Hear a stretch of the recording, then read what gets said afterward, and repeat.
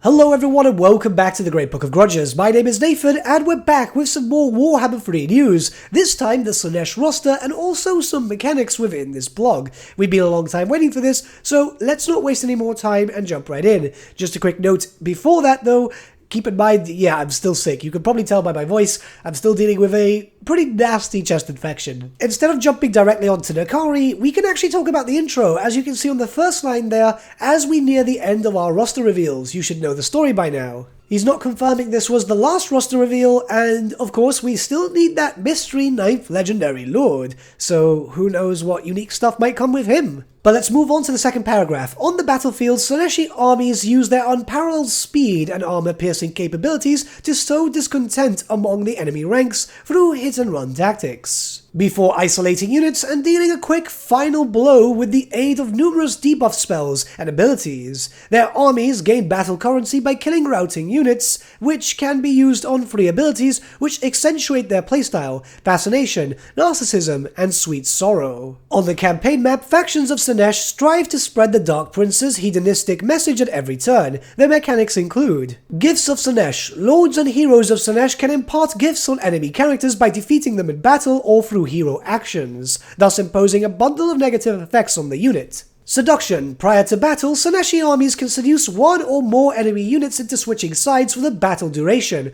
Oh, okay, so that's what it does. Interesting. I kind of like the idea. I wonder how well this will work, because you don't imagine it working against dwarfs. And finally, devotees. Slaaneshi armies can capture devotees from battle, from chaos cults, and from other dark acts. Devotees are used for creating cults, the raising of disciple armies, and create vassals. I'm not sure if the rest of the blog will go into detail for this, but I do imagine that we might have a blog going into the Slaaneshi mechanics.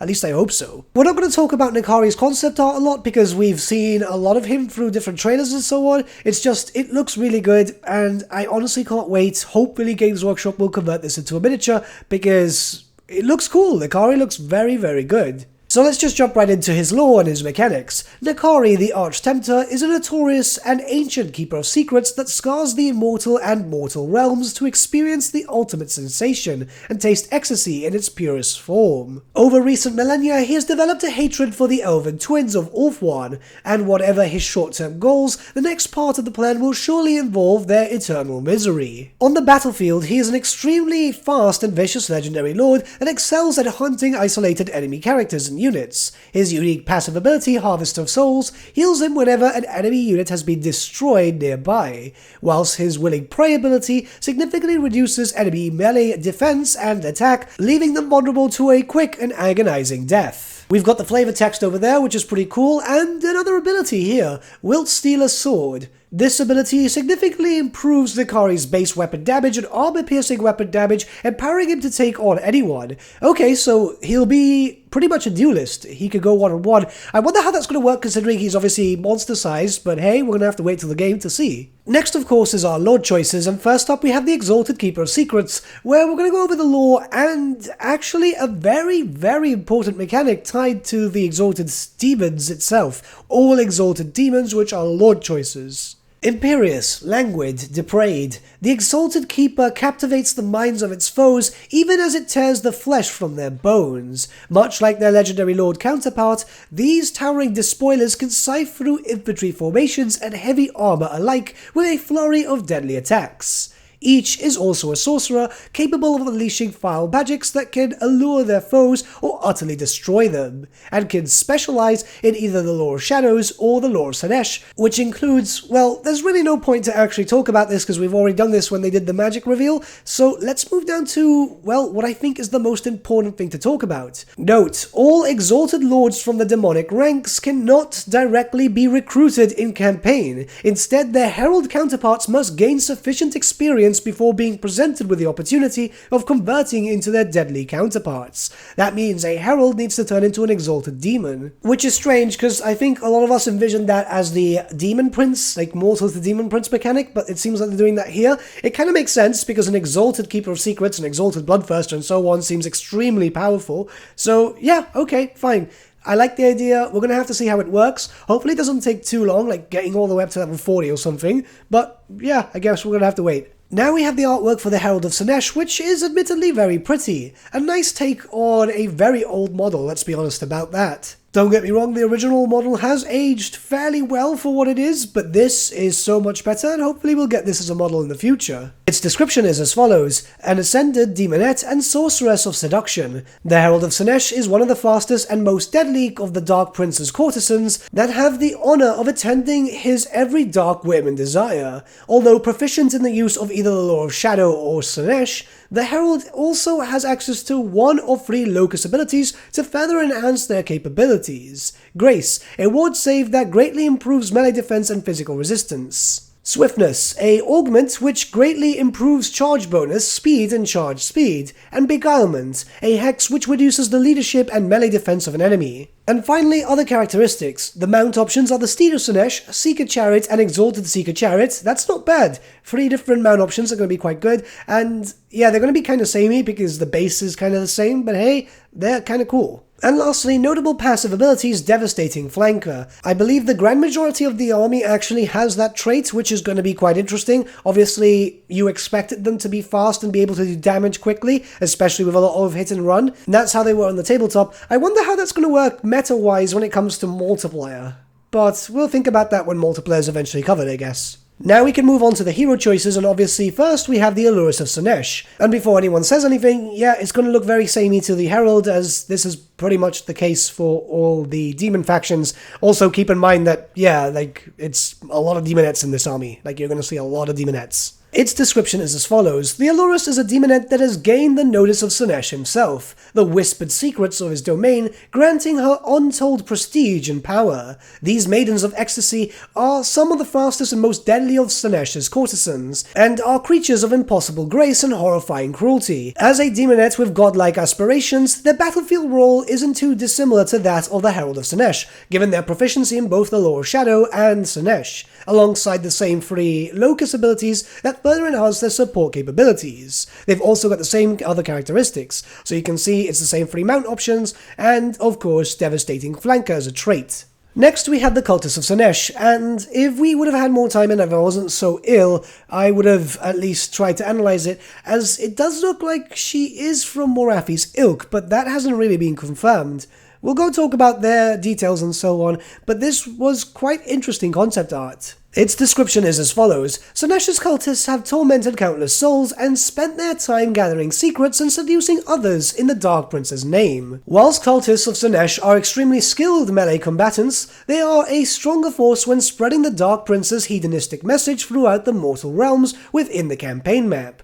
They can be used for clandestine operations throughout enemy and allied settlements, where they can establish one of 4 Slaanesh cults: salons, artilleries, parlors, and dens, each providing a variety of dark boons to your campaign strategy. Unfortunately, they did not give us the details of what exactly they do. Her other characteristics are as follows: has access to several active abilities to further enhance her battlefield prowess, including Torment Blade, Pendant of Slaanesh, Deadly Onslaught, and Gate of Slaanesh. She only has access to a Chaos Steed as a mount. I'm going to have to learn how to mod so we can put her at least on a Seeker. But she also has Devastating Flanker too, so hey, at least the pony's going to do something for once. Now we have the Seekers and Heartseekers of Slaanesh, and you guys are going to get rather sick of them, as we're going to see them a lot throughout the roster. Like, seriously, the majority of units have Seekers. Their descriptions are as follows: the Seekers of Slaanesh are the outriders of Slaanesh's demonic hosts. Commanded by masterful Daemonettes, Seekers cover vast distances at unbelievable speeds before visiting upon their enraptured foes with a razor-clawed ballet of blissful torment and agonized yearning. Their steeds are life, unsettling creatures with muscular limbs and long, terribly poisonous tongues. It is said that a single caress from a steed's tongue is enough to drive a man into a deathly rapture. The elite squadrons of Slaanesh's demonic shock cavalry are led by Daemonette officers known as Heartseekers, armed with the unique Soul Scent passive ability, which provides significant increases to armor piercing and melee attack capability. It activates when the Heartseekers come within range of an enemy unit with morale wavering or lower. Okay, and its characteristics are as follows: poisonous attacks lower enemy speed, armor piercing missile damage, base missile damage, base weapon damage, and armor-piercing weapon damage. Notable passive abilities are Devastating Flanker and Vanguard Deployment. Oh cool, they Vanguard too. See, I loved Seekers on the tabletop, so I just really can't wait to play as them. I admittedly use them more with these guys, the Hellstriders of Slaanesh. These are the Mortal Riders, and honestly, a very good unit for the Warriors of Chaos roster, which was weird, because there was usually like 2 ways of playing it, and that's it.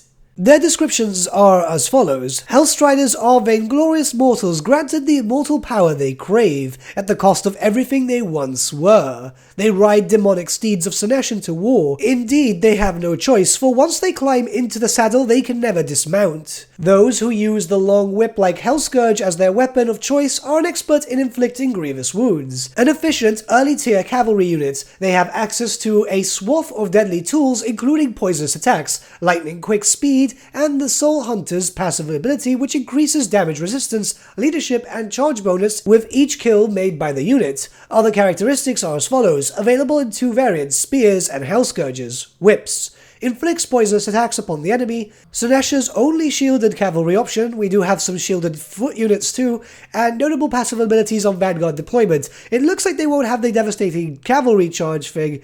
Maybe this is something that might change in the future. We still have to wait and see. We're moving on to the chariots now, and there are a few, but first we have the Exalted Seeker chariots, the most powerful of all of them, and perhaps the bane of my existence when building these things. These took a long time to build, believe me. Its description is as follows, the most potent variant of Slaanesh's chariots. It is an immensely fast, demonic construct pulled by the might of 4 Seekers, and armed with an increased variety of horrifying blades and hooks to inflict maximum carnage. Those unfortunate souls who escape its razored maw are descended upon by its unforgiving Daemonette riders. Its other characteristics are as follows, single entity unit designed to crush into enemy lines. Inflicts poisonous attacks upon the enemy, and notable passive abilities are Devastating Flanker and Perfect Vigor. Ooh, Perfect Vigor on a chariot? That's going to be quite interesting, especially since this is the strongest one throughout the whole roster. This might be interesting. I wonder if the Heroes and Lords also get Perfect Vigor too, because that's going to be awesome. Next, we have the Standard Seeker chariots, and these were more manageable on the tabletop, very useful too. I've actually got about 6 or 7 of them built up and painted. It was because I used to play Grand Armies, and those were the best way to go. The unit description is as follows, a bone-shredding chariot commanded by capering Daemonettes. Seeker chariots, also known as machinery of blissful pain, dispense suffering across the length and breadth of the battlefield. Unlike their shock cavalry counterparts, Seeker chariots are not subtle creations, they are designed but with one intent. To maximize the agonizing torment of the unfortunate souls caught amongst their grinding axles. Other characteristics are as follows, inflicts poisonous attacks upon the enemy, low model count but also able to smash into the enemy ranks and hold its own in combat, and once again devastating flanker. I wonder how good these actually are going to be, as sometimes the chariots can get stuck without a problem.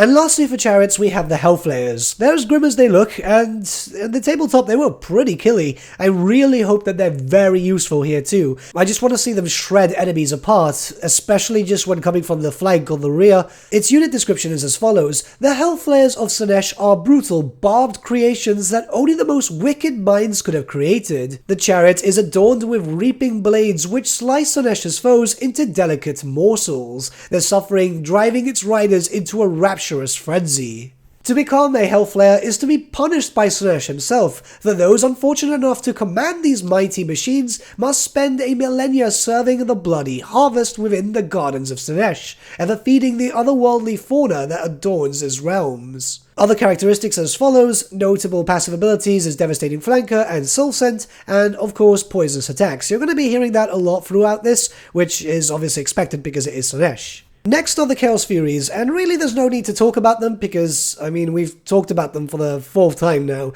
but it is important to note that they will have Devastating Flanker, so that's actually quite good. They might actually be useful here, whereas for the other gods, maybe not so much. Now, this one I'm excited for, but no artwork unfortunately. The Marauders of Slaanesh, a unit we never actually had on the tabletop on foot, despite the fact, well, you could give standard Marauders the mark, but that wasn't the same. So, its unit description is as follows. The Marauders of Slaanesh are the mightiest of Norskins who had been recruited into the Dark Prince's core ranks. Bereft of fear or pity, they delight in suffering and find rapture in sundered flesh. Some of them even fight with blades that long ago mutated into their own tissue, whilst others carry a mass of whirling lashes that move with an intelligence of their own.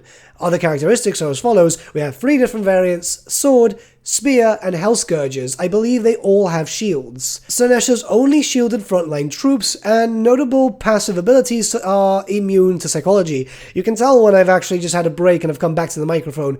God, I do not feel great today. But still, these are really exciting. I've always wanted these on the tabletop. I really hope this means what I think it means, because, yeah, the Slaanesh roster was small. These 3 additions really kind of fill it out a little bit.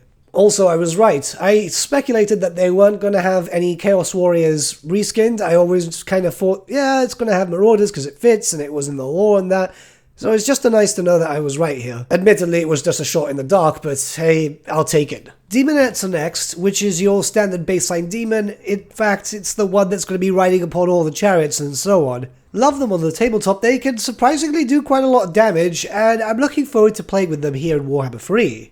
The unit description is as follows. Daemonettes are the hypnotic, dancing foot soldiers of Slaanesh, beguiling senses before shredding flesh with knife-edged claws, and are euphoric in the gift of pain. The most numerous of all his servants, they are vicious, merciless fighters who attack with outstanding speed and grace. Although lacking almost any armor, they complement the Marauders of Slaanesh as an early troop choice through their superior speed, melee output, and access to the devastating flanker passive ability that grants double charge bonus when attacking the rear or flank of an entity. Double charge bonus is going to be pretty tasty. Now, I can see here that we can get them quite early on, and we can get them to complement the Marauders. This is going to be quite interesting, because I honestly thought it was Mortals first, well, for some, and then you would go up to Demons. But hey, this sounds pretty cool. I would love a mix anyway, so yeah, this is going to work out. Exalted Daemonettes are of course next, and yeah, pretty much the only difference is some hair, which kind of makes sense. They need to just stand out a little bit.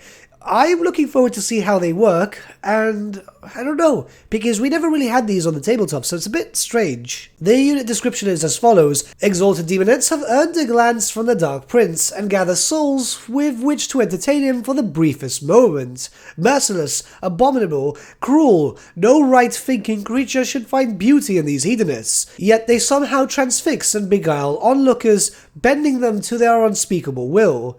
Other characteristics are as follows. Notable passive abilities, devastating flanker and soul scent, and more proficient in battle in every way compared to average Daemonettes. Yeah, this is kind of expected when you compare all the other standard to exalted versions of demons. And yeah, okay, this sounds cool. I just can't wait to see what they do. Next, we have the standard Keeper of Secrets, the monster variant. I'll be very honest with you, I was hoping that they would do the same thing as they did with Siege, where you would have the new, Age of Sigmar / 40k version as the Exalted version, and the old Warhammer Fantasy version as the monster variant. It's not the case, and it's a shame, but I still quite like these new ones anyway, so I'm not really going to complain. It just would have been nice for aesthetic purposes. Its description is as follows. Master of Pain, Mistress of Sensation, slaying its beguiled foes with razor-clawed precision even as they beg for more. Graceful, fast, and utterly deadly, the Keeper of Secrets is the most powerful and dangerous of Slaanesh's battlefield servants. Other characteristics include has access to spells from the lore of Slaanesh, Lash of Slaanesh, and Acquiescence. An unparalleled mix of speed and weapon strength can make it capable of taking down almost any foe. Notable passive abilities are Devastating Flanker, Blissful Rapture, and Strider. So these are going to be relatively killy and have access to 2 spells. It's not too bad. I was expecting a few more spells, maybe 3 or 4, but yeah, these are still going to be quite deadly. I still remember them on the tabletop. They were still able to do quite a lot of damage. Keep in mind that they were a Lord choice only on the tabletop though. I've been really excited for the Fiends ever since we started seeing their animations in the trailers. It's something extremely special. They were cool on the tabletop, but it's looking like they're going to be much cooler here. And, well, come on, they look awesome, don't they? Their description is as follows. The hunting beasts of Slaanesh, fiends are scorpion-tailed abominations that ride down victims at nightmarish speeds, whilst emitting a harsh, trilling call as they race towards their prey. A cloud of dream-inducing musk hangs thick around their body, reducing foes to a stupor and sapping them of their will to fight. Notable characteristics are as follows. When attacking, they emit a sulfuric musk which lowers enemy melee defense and melee attack. Okay, so they're going to be a debuff unit as also being a damage dealer. Cool. Their extreme speed and deadly flank passive ability makes them an ideal choice for hit and run tactics. Well, that's going to be the whole army, plus, again, devastating flanker. I kind of want to see what they do, not only by flanking tactics, because we're kind of used to this already, we're expecting this to be very heavy with Slaanesh, but I want to see what they'll be able to do if you just slam them right directly into an enemy unit. Probably one of the first things I'll test out when I get access to the game, for sure, because I've been waiting for Slaanesh stuff for a long time, which is why I'm covering whilst I'm sick, because you guys know how excited I've been. The Soul Grinder of Slaanesh, of course, gets its own visual look, nothing too different from all the others. Of course, it's got the typical Slaaneshi claw, but other than that, there's no need to discuss this because, well, it's not a Soul Grinder. The same thing would be for the other last unit in this list, which would be the Spawn of Slaanesh. Both of them we've covered, well, what, 4 times now? There's no need to cover them anymore. That being said, the Slaaneshi roster is quite exciting. It's the one that I've been waiting for the most, and I just can't wait to play. Now, I will apologize if I sounded a bit weird throughout the whole video. It's taken me like 5 hours to record this 20-minute video. I have needed breaks constantly. I've been dealing with this chest infection and I've just been suffering. But with all that being said, what do you guys think about the Slaaneshi roster? I know it's a bit more specialized. It's kind of like mixing up, say, Norska and Bretonnia, because it's very heavily Cav and Chariot focused. I know that's not for everyone, but it's something that I loved on the tabletop, and I can't wait for this in-game too. Let me know your thoughts in the comments below, and let's start a bit of a discussion. But with that, my friends, we've come to the end of our video. Thank you so much for watching. If you did enjoy the video, might I suggest giving the video a like, or even subscribing to the channel, as it really does help us out. In the description section below are various links to different social media platforms such as Facebook, Instagram, and Discord. Also in the description section is an affiliate link with Element Games where you could buy loads of hobby-based products, not just Warhammer, for 10 to 25% off. Making a purchase using that link and also our special code, which is also in the description, supports the channel at no extra cost to you, which we think is rather cool. A big thank you to our patrons. Your support means the world to us. It's amazing that people want to help a small channel like us grow and get to a higher level of content. A big thank you to Gibraltar LUSC, Ryan Bertsche, Andrew Prince, and Okro for subscribing to us at our Fane level. You guys are super cool. And a big thank you to Edward Yule, VS Vasan, Aaron Whitman, and Shaggy for subscribing to us at our King level. Honestly, we can't thank you all enough. And lastly, a big thank you to all of you for liking, sharing, and commenting on these videos. Honestly, it's because of you guys that the channel's been growing at such a great pace lately, so we can't thank you all enough. But with that, my friends, thank you so much for watching once again, and we shall see you all again very, very soon. Have a good day.